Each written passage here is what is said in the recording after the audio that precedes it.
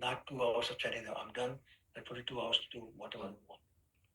That is not what Krishna meant when he says, Yithechasi tathakuru. That's not what it means. It means you will decide on your own to do what Krishna has asked you to do. And your intelligence is connected to Krishna's intelligence. Obviously, intelligence will control the mind will control the senses, and we will do what Krishna wants. That is buddhi. So therefore, the conclusion of this verse is that the right solution of all problems is awarded to us by Krishna himself, provided we have a pure heart, devoid of all anarthas, all contaminations, and then we get connected to Krishna. We'll be connected to Krishna by Krishna. He's awarding that intelligence that's connected to Krishna. Well, some will say, well, that's still a very tall order. Is it really? Well, it is, to be honestly. Now, Srila Prabhupada has repeatedly said bhakti is very easy. But I think we'll agree that it's not that easy. Krishna says in Bhagavad Gita, chapter 9, text 2, Susukham kartum abhyaya. It's a happy thing. You become happy when you perform devotional service. Well, if it was really easy, then everyone will become a devotee. But we know that not everyone is a devotee. Because devotional service does require effort and requires us undergoing austerities. Waking up early in the morning, observing Ekadashi or festivals, not giving up material things, material association, etc., etc. That's austerity. That's required. And it's an effort to chant, even 16 hours, but somebody must have more and the read Prabhupada books and other books, perform deity worship, etc., etc. Not so easy, especially if you're living in the material world with a family and have a job to take care of. So it is austerity, no question about it. It's an effort, no question about it. But the reward is worth any amount of effort and austerities. So if you go by what do we get at the end of it, everything becomes worthwhile. Chanting, deity worship, associating with the devotees, going to visit the dhams or residing in the dhams, and doing as much service, as much menial service as possible for the devotees and the Lord. It all becomes worth it because the reward is amazing. When our heart and intelligence becomes connected to Krishna, then we start working with Krishna's intelligence.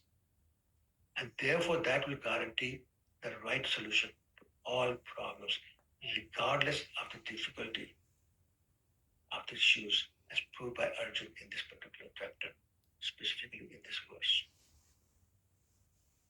So the bottom line is Krishna is saying, connect your intelligence with mine, Dadam Buddhi Yogam, which means do what will encourage me or inspire me to give you that intelligence, to connect it to my intelligence, to connect you to me. And when you do that, any decision you make will be Krishna's decision, not yours. Therefore, it will be right because Krishna is known as Achyuta, never falling down, never making a mistake. Only one. Otherwise, one of the four defects we as humans have is that we make mistakes, period. Error is human. We'll make mistakes. But Krishna never makes mistakes. So therefore, if you're connecting our intelligence to Krishna's intelligence, then that intelligence, having been connected to Krishna's intelligence, will always allow us, prompt us, inspire us to make the right decision, regardless of the circumstances, regardless of how complex or complicated the situation is, regardless of what pressure we are under, we make the right decision. And that is what Arjuna does because his intelligence is connected to Krishna's intelligence. Thank you. Hare Krishna. Very nice conversation. And you started talking about noise. So samsara is noise in the mind. Well, when we become self-realized, there's music in the heart. So we just have to focus on the right sensory perception. If we want to hear noise, that's it. But if we want to hear swar, sweet sound, then we listen to Krishna. Thank you very much. Radhe Radhe. There's always so much to think after you've given a class, lots to think about. And, I was thinking how when you talked about how we have to connect with Krishna in order to come to the correct decision and not have our own personal agenda. There's the saying, anukulyasya sankala pratikulyasya varjanam. So accept everything that's favorable for devotional service and reject what isn't. And sometimes when we're not connected with Krishna, we sometimes think something is favorable when it actually isn't. We're sort of put in this dilemma. And I'm thinking finally tomorrow we're going to come to the solution with this, this conflict. But I was thinking Krishna already sort of gave the solution when we think of his pastime with Rukmi. Do you remember when he kidnapped Rukmani and her brother Rukmi? He was so furious. He vowed, "I'm going to kill Krishna and bring my sister back, or I'll never enter my kingdom again as a prince." And finally, when Krishna defeated him, every weapon he used, Krishna defeated him. And then when the time came when Krishna was ready and justified to kill this aggressor, his wife Rukmani pleaded, "Please spare my brother." And therein, Krishna said, he was thinking, okay, so he cut off different parts of his hair, beard, mustache, and made him look very comical. But when Balram came, he sort of tried to diffuse the whole situation after this had been done. And I love that pastime because Balram seemingly chastised Krishna like, no, he's your brother-in-law now. You can't treat him this way. You can't kill him. And on the other hand, he also gave such beautiful spiritual knowledge to Rukmani, telling her about the illusion of these relationships that we have that are based on the bodily concept of life. So he sort of diffused the whole situation, which it just makes me think Krishna already gave the solution in the sense he himself acted this way by removing certain things. So that symbolizes life and honor, but you're not physically killing that person. Came to mind is when Indra killed that Brahmana Vishwarupa, who, when they were performing the sacrifice, was giving secretly to the demons. So in anger, Indra just killed him, killed a Brahman. And of course, that's sin. He divided between land, women, water, trees. But when he killed Vratasura, another Brahman, seemingly in an asur body, he was sort of egged by the demigods. He was reluctant to kill Vratasura, knowing he really is a great devotee, not just a Brahmana. But because he was pushed to do this act, so there was another dilemma where he didn't want to do it because he'd already killed a Brahman, and he knew, that the penance, that there's a big reaction that comes. And here again, once again, he's put into this position where the demigods are saying, no, you're justified, do it, kill him, blah, blah, blah, blah. So I'm just thinking, demigods, devotees, we're all sometimes put into this situation. And as you said, it's so hard to really come to the correct way of thinking if you haven't connected with Krishna and, purified your heart and mind. We can be dissuaded from actually acting correctly because we're not knowing what to do. Hare Krishna, Prabhuji. Thank you so much. The realized parts, appreciate it very much. Hare Krishna. Interesting to know that if the male is killed, the wife will take revenge. I didn't know that, but I thought only the snake will do. Similarly, I hear about the elephant also has got that revenge thing. Did you hear any time? Which one, sorry? Elephant. Elephants.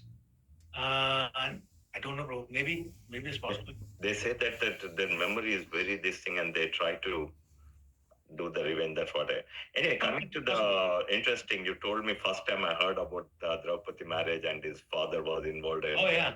All this, I never heard of it. You should look it up because it's a very wonderful pastime. Thank you. And now in Bhagavad Gita also, Krishna says, after talking about everything, then he says, now you decide what you want to do. That was also interesting. Now, as I said, he puts everybody in dilemma. And I was thinking, I'll ask you how we can think that we will do exactly what Krishna wants. But you ended the class saying that connect our intelligence with Krishna's intelligence. Yes. And I want to know how we can connect and how to know that we are in alignment with his intelligence. Right. Thank you. And so basically, again, as I said in my class, that is the process for purifying the heart is given by Lord Chaitanya, the Chetu Dharmarmajanam, where he says, chant constantly. But he also says, just chanting is not enough. You have to have the Pranatha Sunej and Taroi Vasashana, Amanina Mandan Kitimiya Sadari. Have to have that attitude. As long as you don't develop that attitude, you will not get to be able to connect to intelligence with Krishna. So the humility is very much required, tolerance is very much required. As Rupa Goswami says in Nectar of Instruction, Utsahat Nishya Dhairyat Tatkarpanavardhanam. So, the enthusiasm has to be there, patience has to be there, determination has to be there, following the rules and regulations has to be there, giving up the association of materialistic people has to be there. So there's a lot of things that you do all together while you're chanting in order to be able to come to stage where Krishna says, now I'll give you the intelligence. Which means now you can connect to intelligence with my intelligence. Right? So that's the process. And that's the process Srila Prabhupada gave us, and we received it from his guru, that's from his guru, coming from Lord Chaitanya. But the process is very clear. It's just executing is not as easy as sometimes Prabhupada says, oh, it's so simple. You can just chant and be happy. Well, there are some finer details, fine print, as I say. That fine print makes it very difficult. But we know what the fine print is saying. So if we are really sincere about connecting with Krishna, we have to do all. Until we have done that, we can think all we want, but our intelligence is not connected to Krishna. And therefore, whatever decision we're making is out of our own false ego, which means selfish interests. Okay, that means I was thinking that on the spot when we are there, we have to connect to intelligence. But you are saying that no, throughout the thing. Okay, it's a process. It's a process. Okay.